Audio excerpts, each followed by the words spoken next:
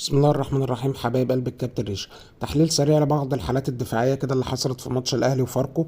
هنشوفها كده كلنا مع بعض. طيب الكره دي رميه تماس، وطبعا احنا هنعمل فيديو ايه علاقه رميات التماس اللي بتتلعب طويله وايه اللي اتحسن في الاهلي في التعامل مع النوع ده من رميات التماس. بس خلينا نكمل اللي احنا هنعمله. طيب اللعيب لعب هنا رمية تماس طويلة. فاكرين بقى يا جماعة الخير لما كنا بنقول الكرة التانية والياما لساني دلدل ان الكرة التانية احنا ما بناخدهاش؟ طيب الكرة بتتلعب تمام، بنطلعها تمام، تقريبا ده وسام ابو علي اللي طلعها. ماشي، عندنا لعيب بقى اللي كان عليه الدايرة ده واقف اصلا على حدود ال 18 لوحده. تمام. الجديد بقى يا جماعة الخير ان مش بس بقى عندنا لعيب واحد بيقف على حدود 18، لا ده حضرتك في اخ تاني فاضل برضو كان على حدود ال 18. تمام، بعد ال 18 بشوية كويس، وشاط الكورة وقدر ان هو كان ممكن لو رجليه مظبوطة تعمل خطورة. طب يعني احنا كلنا يا جماعة الخير متكتلين. يعني انت لك ان تتخيل ان جوه ال 18 تمام في بتاع ادي خمسة، في 8 لعيبة من الاهلي وفي لعيب واقف على حدود ال 18. انت متخيل احنا وفي وسط ان في 3 او 4 بس من فاركو هم اللي موجودين في من فاركو هم اللي موجودين جوه ال 18. ومع ذلك انت طبعا نتيجه انك عملت كثافه جامده قوي في ال 18. طب يا عم الحاج مين اللي على حدود ال 18؟ مين اللي ممكن ياخد الكور دي؟ طيب فطبعا ده برضو للاسف استمراريه ان فكره الكره التانيه احنا ما بناخدهاش. طيب نبص على اللي بعده.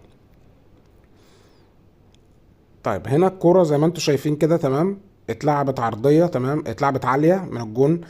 المهاجم بتاع فاركو محجز حلو قوي. معرفش رامي ربيعة كان عايز يعمل ايه، بس مش موضوعنا. نيجي بقى نبص المالديني العرب، يعني الكابتن محمد عبد المنعم مالديني اللي متغرق عروض احتراف مش عارف بناء على ايه.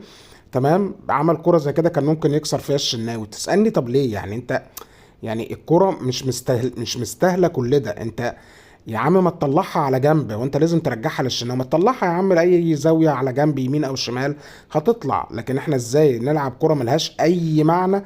تمام، ونكسر بعض ونعور بعض بسبب ان الكابتن مالديني كالعاده طبعا لازم كل ماتش يعمل واحده او اتنين يعني. طيب نبص الكره دي. الكره دي عجيبه بقى، الكره دي جت من الشناوي اساسا. تمام، الكره دي جت من الشناوي اتقطعت حلوه قوي. بص بقى يا جماعه الخير، يعني في لعيب تمام اللي لعب الكرة ده تمام، ده معاه جاي معاه رامي ربيعة. تمام طبعا ماشي حلو قوي. ادي رامي تمام، رامي حاول يصلح الموقف. طب ادي رامي تمام. رامي بقى جه اللي معاه مروان عطية. مروان عطية برضو دخل باع نفسه، ما تسألش بناء على ايه. يابا الحاج ما تصبر، ادي لنفسك مساحة، انت ما لحقتهاش.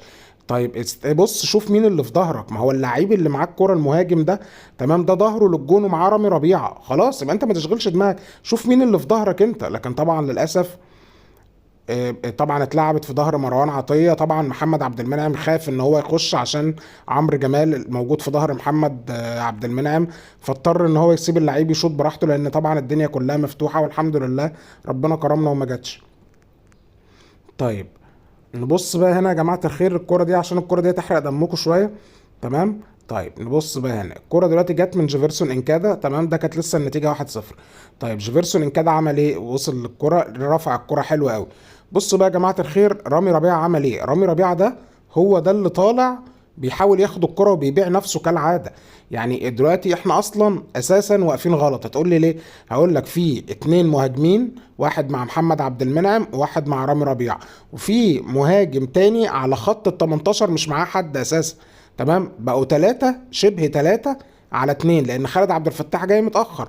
رامي ربيعه بقى ما تسالش ليه، قرر منه لنفسه كده تمام ان هو يطلع يبيع نفسه بدري برضه. يعني انت واخد بالك، ما تسالنيش بناء على ايه. تمام، وطبعا محمد عبد المنعم طبعا كان واقف سرحان، الكره اتلعبت للمهاجم. حظنا حلو ان الشناوي ربنا كرمه وشالها وما ترددش منه، او اتردد والحمد لله عمرو جمال ما لحقهاش. فتكاد تتخيل ان ده مستوى، يعني ده مستوى دفاعي انا مش فاهم في ايه بصراحه يا جماعه الخير والله. يلا سلام عليكم.